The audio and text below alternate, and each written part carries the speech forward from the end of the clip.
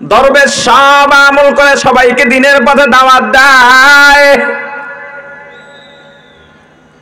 কিন্তু কোনদিন জুয়ার বিরুদ্ধে বলে নাই, অন্যায়ের বিরুদ্ধে বলে নাই। বিয়ের অনুষ্ঠানের নামে সারা রাত ডেকসিট বাজাইয়া এলাকায় ঘুমাইতে দেয় না। ছোট ছোট শিশুগুলো ঘুমাইতে পারে না, বৃদ্ধ ঘুমাইতে পারে না, নারী ঘুমাইতে পারে না, অসুস্থের কষ্ট হয়।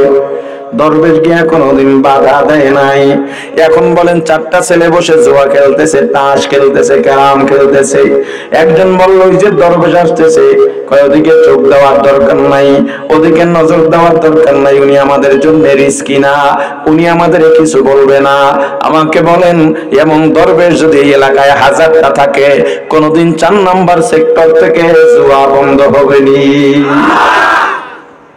কি বুঝলেন?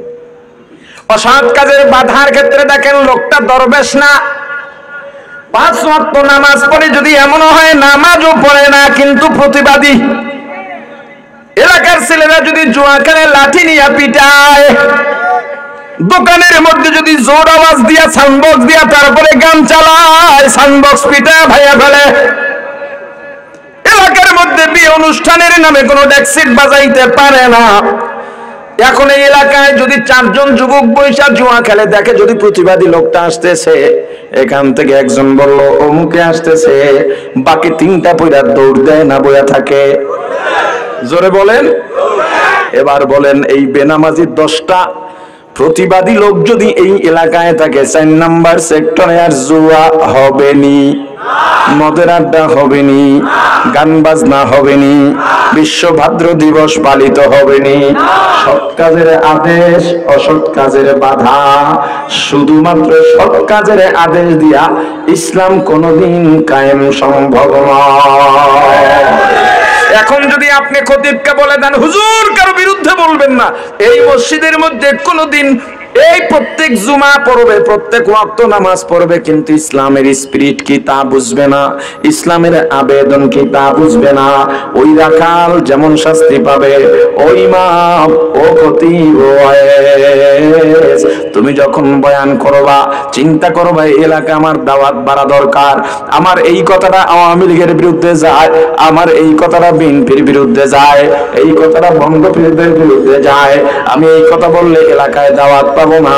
পাশে একটা মাহফিল আছে, অনেক বড় মাহফিল, ওই মাহফিলের কর্মকর্তা যারা আছে, কমিটির যারা আছে, তারা অমুক দলের, এখান থেকে ওই দলের পক্ষে কয়েকটা কথা বলা যায় যাতে ময়দানে একটু জায়গা পেয়ে যায়।